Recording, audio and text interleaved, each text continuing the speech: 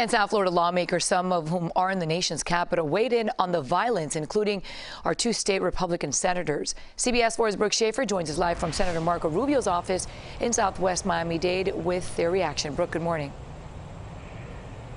Hey, Maribel, good morning. Senator Rubio posted a video on his Twitter late last night where in it he said in part, today, speaking of yesterday, was one of the saddest days in our history. He said it was a national embarrassment and added, we now have third world countries that are lecturing us. The senator joining a long list of South Florida leaders calling out the riots in D.C. yesterday. South Florida congressional leaders condemned the turmoil at the U.S. Capitol from President Trump rioters. Republican Congressman Mario DiazBalart and Carlos Jimenez sent out statements on Twitter.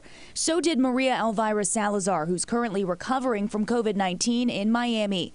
Republican Senators Marco Rubio and Rick Scott described the rioters as un-American and unpatriotic on social media. This is stuff that you see in another country. We've got tin-pot dictators out there lecturing us and mocking us, in their Twitter feeds and online. So that stuff can't happen. Senator Marco Rubio and South Florida's other Republican members of the House and Senate have not answered our specific questions on why they failed to push back on President Trump's false election claims.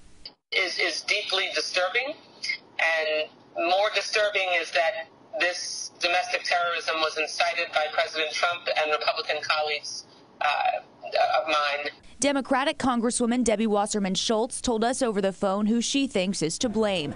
She didn't go as far as confirming whether any congressional leader or the president should face a penalty. Meanwhile, Congresswoman Frederica Wilson wants President Trump removed from office. She also tweeted about the response to the violence by saying, quote, how differently would the day have turned out if instead of the president's supporters, it was Black Lives Matter protesters who violently stormed the Capitol.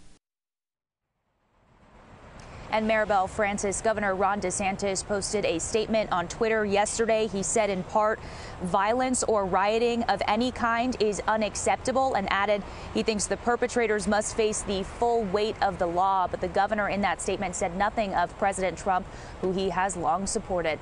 I'm live in Southwest Miami-Dade. Brooke Shafer, CBS 4 this morning.